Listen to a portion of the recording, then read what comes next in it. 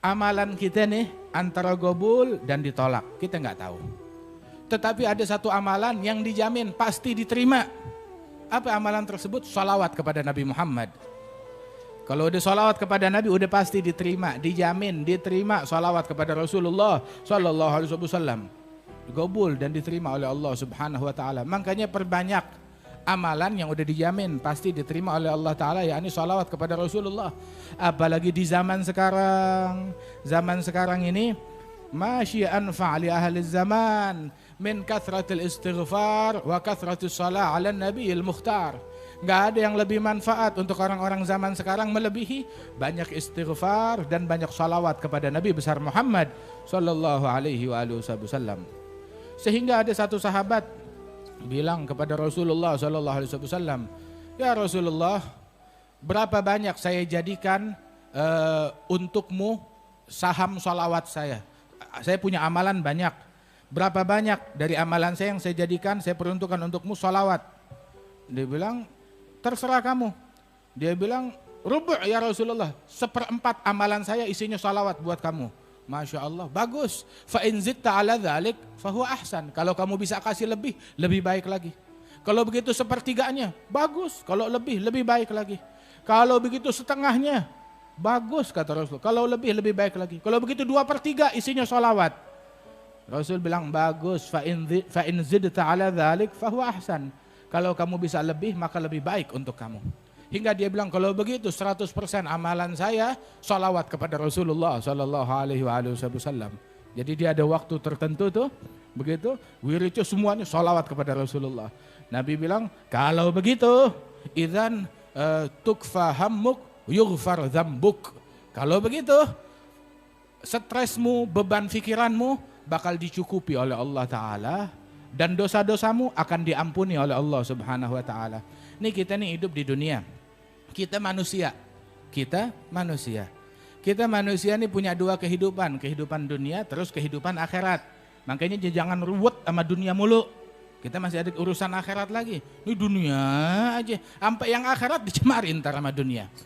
Kita hidup nih bukan di dunia doang, ada dunia ada akhirat. Nah, kalau urusan kita punya stres, beban pikiran, ya baik itu hutang, urusan ekonomi, urusan politik, urusan keamanan, urusan kesejahteraan, keluarga, rumah tangga, itu kan urusan duniawi. Kalau pikiran kita urusan dunia udah dicukupin sama Allah Ta'ala, seneng gak? Seneng. Stres kita dicukupin oleh Allah, dihandle oleh Allah Ta'ala, berarti urusan dunia udah kelar. Dosa kita diampunin oleh Allah Ta'ala, tuh urusan akhirat udah kelar, khalas. Dunia selesai, akhirat selesai. Siapa itu?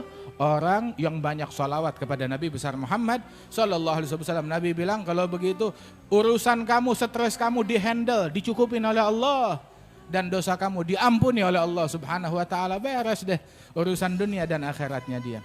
Dulu tuh ada Al-Imam Jazuli,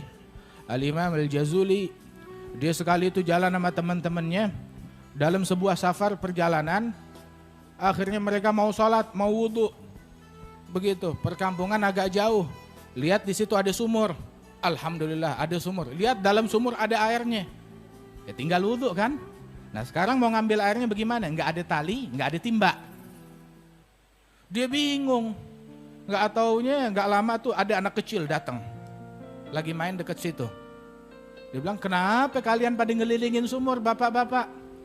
Dia bilang kami ngelilingin sumur, kami mau ambil wudhu neng. Kita mau ambil wudhu cuma kagak ada timbanya, nggak ada talinya. Bilang emang kalau ngambil air di sumur ini perlu timba, perlu tali. Dia bilang iya.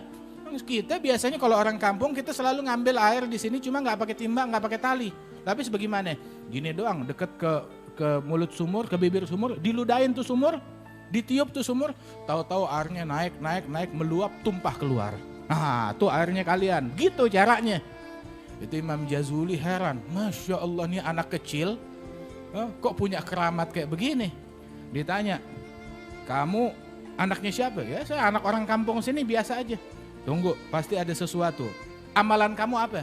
Oh saya diajarin tiap hari untuk sholawat kepada Nabi Muhammad. Emang berapa kali kamu sholawat dalam sehari? Ya nggak banyak, tiap hari saya sholawat kepada Nabi 15.000 kali. Long pantesan, makanya juga ketika dia niup, berkahnya Rasulullah turut keluar. Masya Allah. Nabi Muhammad SAW jalan sama sahabat. Itu jalan bersama sahabat, bersama pasukan. Lihat di sumur kering, kerontang, kosong. Ya Rasulullah, sumurnya kering.